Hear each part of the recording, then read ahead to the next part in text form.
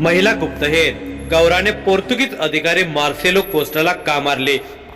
Honda किल्ल्याच्या दक्षिणेकडील जंगल गोवा ती वेगाने धावत होती.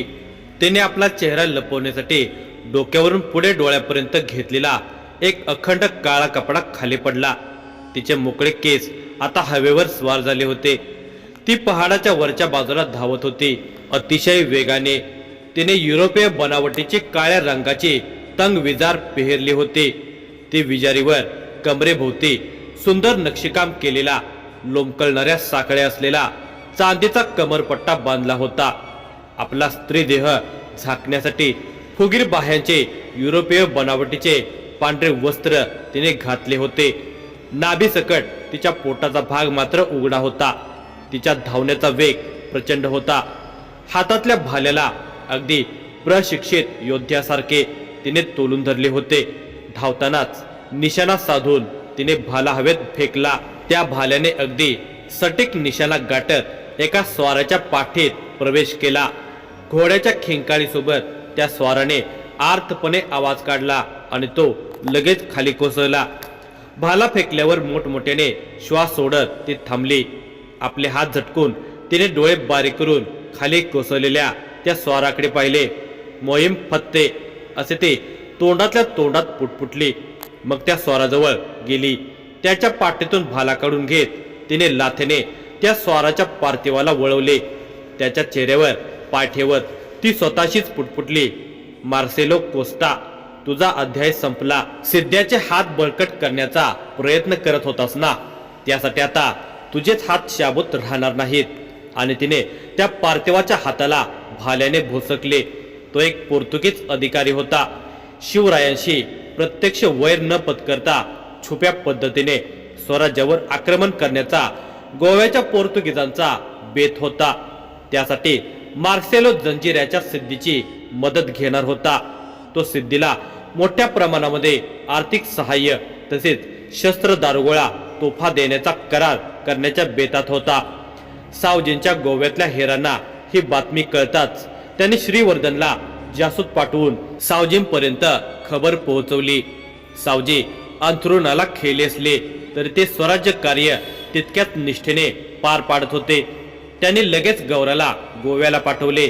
गोव्यात आधीच स्थापित असलेल्या बहिर्जी पथकाच्या हेरांनी गौराला मदत करून तिला नियोजनबद्धपणे मार्सेलोच्या निकट पोहोचवले होते. मग गौराने आपल्या सौंदर्याची भुरळ घालून मार्सेलोच्या काळजात जागा मिळवली होती. त्यानंतर तिने योग्य संधीची प्रतीक्षा केली. पोर्तुगीजांचा सिद्ध्याशी अर्धा व्यवहार तिने पूर्ण होऊ दिला आणि जेव्हा मार्सेलो सिद्ध्याशी अंतिम करार करण्यासाठी निघणार होता त्याआधीच तिने त्याचा घात केला होता. यामुळे सिद्ध्याशी पोर्तुगीजांचा करार होऊ शकला नाही. शिवाय ऐनवेळी पोर्तुगीज अधिकारी न आल्याने सिद्ध्याचा पोर्तुगीजावरचा विश्वासही डळमळला होता. तिने आपल्या भाल्याला पाठीवर लटकावले. मग मार्सेलोच्या घोड्याची लगाम पकडून ती घोड्यावर बसली आणि घोडा वळवला. तितक्यात तिची दृष्टी आकाशावर गेली. आकाशात एक गरुड पक्षी घिरट्या घालत होता. त्या गरुड पक्षाला बघून तिच्या चेहऱ्यावर स्मित उमलले. तिने लगेच शिळ घातली आणि आपल्या गळ्यातल्या आभूषणात हात घातला. त्या आभूषणांच्या आतल्या बाजूला दडवून ठेवलेली एक अंगठी काढली. त्या अंगठीवर गरुड पक्षाची आकृती होती. तिने ती अंगठी बोटात घातली आणि ती आकृती त्या आकाशातल्या पक्षाकडे धरली. आकाशातून त्या पक्षाला ती सूचना नीटपणे दिसली. मग तो पक्षी वेगाने सूर मारत तिच्याकडे झेपावला. येऊन तिच्या खांद्यावर बसला. तिने स्मित करत त्या पक्षाला कुरवाले आणि त्याच्याशी बोलू लागली. मनात शोधत होतास का? त्या पक्षाने चीक असा आवाज केला. अच्छा, म्हणजे संदेश सुद्धा माझ्यासाठी असेल, असे म्हणत तिने त्याच्या पायात कागदाच्या गुंडाळीत अडकवलेला संदेश काढला आणि उघडून तो वाचला. मोहीम फत्ते झाल्यावर तातडीनं नायकांना शिरवायला भेट. पाचलिंगेश्वर. पुरंदरच्या दक्षिण दिशेला डोंगराच्या आड दडलेली एक गुफा पाचलिंगेश्वर. शिरवळच्या सुभान मंगळ किल्ल्याच्या उत्तर दिशेला आणि पुरंदराच्या दक्षिण दिशेला असलेल्या डोंगरांच्या मधोमध अगदी निर्जन असलेल्या जंगलात एका प्रचंड मोठ्या गुफेत बहिर्जी नाईक शिवलिंगावर दुग्धाभिषेक घालत होते. हे शिवलिंग इतर शिवलिंगांपेक्षा भिन्न होते.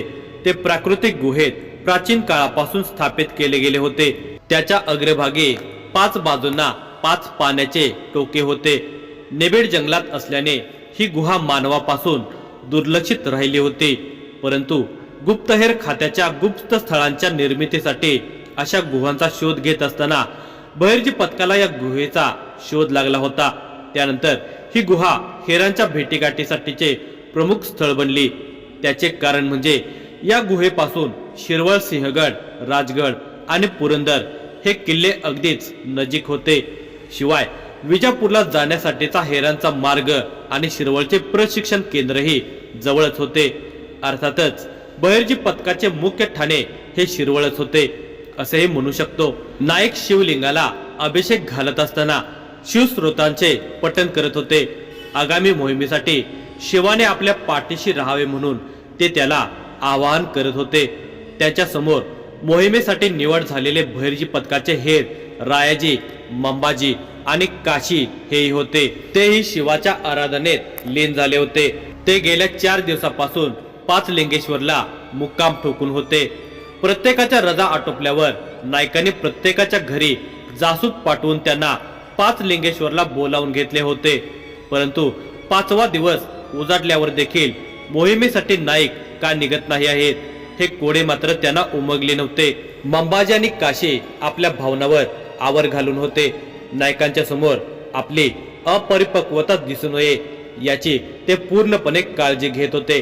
तरी सुद्धा मोहिमेवर निघण्याचा उत्साह त्यांच्या चेहऱ्यावर ओसडून वाहतच होता। दिवस सरता सरता मंबाजीचा संयम सुटलाच। ते चौघे गुहेच्या बाहेर शेकोटी पेटवून बसले होते। आता पूर्णपणे अंधार पडला होता। दुपारी शिकार केलेले 2 ससे त्या चौघाने भाजून खाल्ले होते।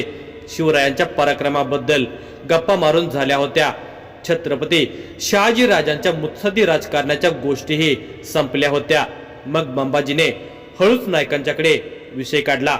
नाईक, आपल्याला इथं येऊन 4 दिवस झालेत। मग काय नाही, ह्याच रानात ससे मारत राहिलो तर इथले ससे संपतील ना? नायकांच्या उलट प्रश्नाने मंबाजीने लगेच विषय वळवला। मोहिमेबद्दल विचारण्याचे त्याचे धाडस झाले नाही। आपल्याला एका मोहिमेवर निघायचंय, शिकार करायला नाही आलोत आपण। नाईक मंबाजीकडे रोखून बघत म्हणाले। तो थोडा चाचरत म्हणाला, म्हणजे केव्हा निघायचंय आपल्याला? ठाऊक नाही। नाईक शेकोटीतले लाकडे सारत म्हणाले। ठाऊक नाही हे उत्तर नायकाच्या तोंडून कुणालाही अपेक्षित नव्हते। मोहिमेवर केव्हा निघायचे हे नायकांना ठाऊक नाही तर मग कुणाला ठाऊक असणार? तेच साऱ्याचे करता करविता होते। नायकांच्या वाक्यात गुप्तता होती हे त्या बाजांनी जाणले होते, म्हणून त्यांच्यापैकी कुणी पुढे विषय वाढवला नाही। सगळे निमूटपणे अंग शेकत बसल्यावर नाईक हळूच म्हणाले, आपण आपल्या एका साथीदाराची वाट पाहत आहोत। तो आला की निघू, तो आल्यावरच पुढील प्रवासाचं नियोजन करू। नायकांनी स्पष्ट केले। गौरा घोडा वेगाने दौडवत होती। तिने अंगावर पिवळा कुर्ता आणि कमरेखाली धोतर पेरले होते। पायात पोटरीपर्यंत पट्टे असलेल्या वाहना घातल्या होत्या।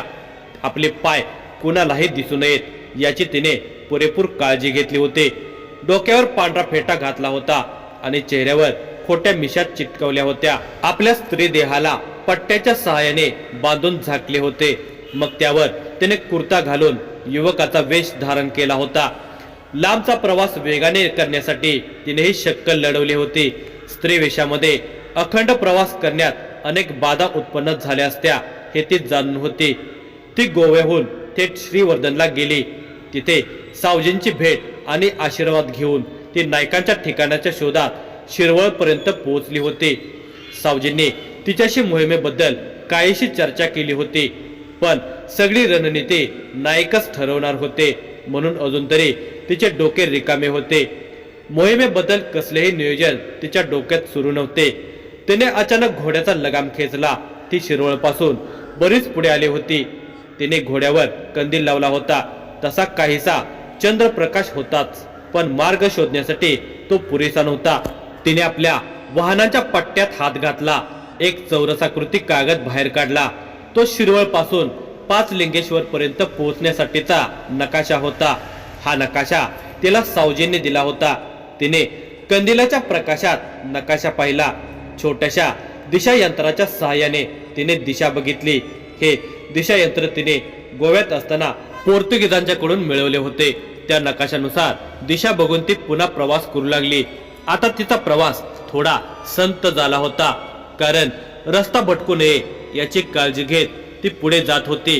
ती त्या निबिड रानात एकटीच होती, पण भीतीचा लवलेशही तिच्या चेहऱ्यावर नव्हता।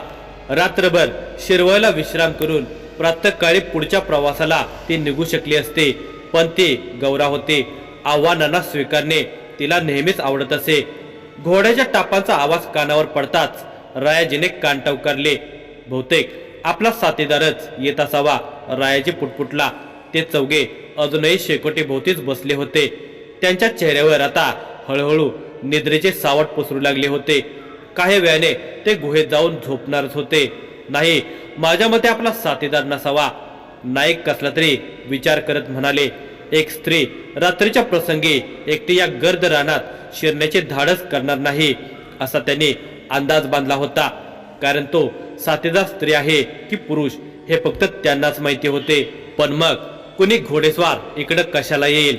घोडवाट तर किकवीत जवळून उत्तरेकडे वळते, त्यामुळं एखादा घोडेस्वार इतक्या आतल्या बाजूला येणार नाही। काशीने आपले मत मांडले। आपण सावध राहायला हवं। मंबाजी काशीच्या मताशी सहमती दर्शवत मान डोलावत म्हणाला, कदाचित आपलाच एखादा दुसरा हेर असावा, जो आपल्यापर्यंत एखादा संदेश पोहोचवण्यासाठी येत असावा। नाईक म्हणाले, हा हे असू शकते, रायाजी म्हणाला। मग त्याने पुन्हा लगेच कान टवकारले। तो घोड्याच्या टापांसकट घोड्याच्या फुतकारण्याचा आवाज नीट ऐकण्याचा प्रयत्न करत होता। तो घोडा संतपणे टापा टाकत त्यांच्या दिशेने येत असल्याचे त्याने लगेच ओळखले। आपल्या तोंडातल्या लगामाला चघळत तो फुतकारत होता। त्या घोड्याच्या फुतकाराला ओळखत रायाजी नाईकांना म्हणाला, नाईक, घोडा अरबी जातीचा वाटतोय। रायाजीच्या कानाच्या क्षमतेबद्दल नाईक जाणूनच होते, पण मंबाजी आणि काशीला मात्र नवल वाटत होते। हवेतल्या हालचाली अचूकपणे ओळखणारा माणूस ते पहिल्यांदाच पाहत होते। तुम्ही ही कला कशी शिकलात? मंबाजीने विचारले। रायाजीने मंबाजीकडे पाहिले, मग स्मित करतच त्याने उलट प्रश्न केला, तुमची नायकांसोबत पहिलीच मोहीम आहे ना? होय, मंबाजीने सांगितले। मग नक्कीच मोहीम संपेपर्यंत तुम्ही देखील अशी एखादी अनोखी गोष्ट आत्मसात कराल, रायाजी म्हणाला। म्हणजे तुम्ही ही कला नायकांच्याकडून शिकलात का? काशीने भुवया उंचावत प्रश्न विचारला। होय, पण नाईक शिकवत नाहीत, त्यांचं कौशल्य बघून आपल्याला शिकावं लागतं। त्यासाठी आपल्यात शिकण्याची जिद्द असायला हवी। नाईक त्या तिघांचे संभाषण ऐकतच होते। अचूकपणे आवाज ऐकण्याचे कौशल्य बहिर्जी पथकात फक्त बहिर्जी नाईक, रायाजी आणि विश्वासराव प्रभू यांनाच आत्मसात होते। मंबाजी कुतूहलाने नाईकांना या कौशल्याबद्दल अधिकचे विचारणार, तेवढ्यात तो घोडा त्या गुहेच्या नजीक पोहोचला। रायाजीने आधीच सांगितले होते त्याप्रमाणे तो घोडा अरबी जातीचाच होता, आणि नाईकाने अंदाज बांधल्याप्रमाणे ते ज्या साथीदाराच्या प्रतीक्षेत होते तो नव्हता। नाईकाने त्या घोडेस्वाराकडे पाहिले। ते चौघे उठून उभे राहिले। शेकोटीच्या प्रकाशामध्ये त्यांना घोडेस्वाराचा चेहरा स्पष्ट दिसत होता। नाईक फक्त नकारार्थी मान हलवत होते। हा बाज नाही, ते स्वतःचीच पुटपुटले। तो घोडेस्वार त्यांच्याकडेच रोखून बघत घोड्यावरून खाली उतरला। मंबाजी, काशी आणि रायाजीने एकमेकांना बघून बहिर्जींकडे पाहिले। त्या घोडेस्वाराच्या अंगावर तो बाज असल्याची एकही खून त्यांना दिसत नव्हती। नाईक डोळे बारीक करून त्या घोडेस्वाराचे निरीक्षण करत होते। तो घोडेस्वार त्यांच्याकडे चालत येऊ लागला। तो थोडा आणखी जवळ आल्यावर नाईकाने उच्छ्वास सोडला। आता त्यांच्या ओठांच्या कडा किंचित लांबल्या होत्या। गौराने अचूकपणे पुरुषी वेश धारण केला असला तरी बहिर्जींच्या तीक्ष्ण नजरेने तिला ओळखलेच। तिच्या कानामागून फेट्याच्या बाहेर आलेल्या केसांच्या एका छोट्याशा बटेवर नाईकांची दृष्टी स्थिरावली। मग त्याने तिच्या मिशांना पाहिले, मग गालांना।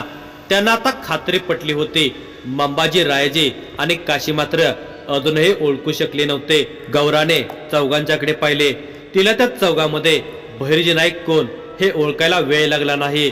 ती लगेच नायकांकडे सरकली, त्यांच्या चरणांना स्पर्श करण्यासाठी झुकली।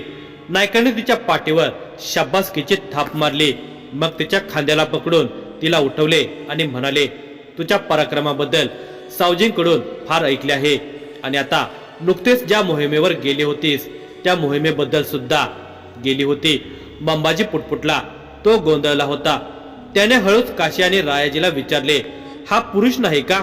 रायजीने हात उंचावत त्याला गप्प राहायला सांगितले. ती मोहीम फत्ते झाली का? नायकाने गौराला विचारले. जी, संपवलं कार्सेलो कोस्टाला. पण असं किती अधिकाऱ्यांना संपवणार? एक ना एक दिवस ते पोर्तुगीज आणि ब्रिटिश त्या सिद्ध्यांना मदत करणारच. गौरा बहिर्जी नायकांना म्हणाली. तिचा आवाज एखाद्या विषयेतल्या युवकासारखा येत होता.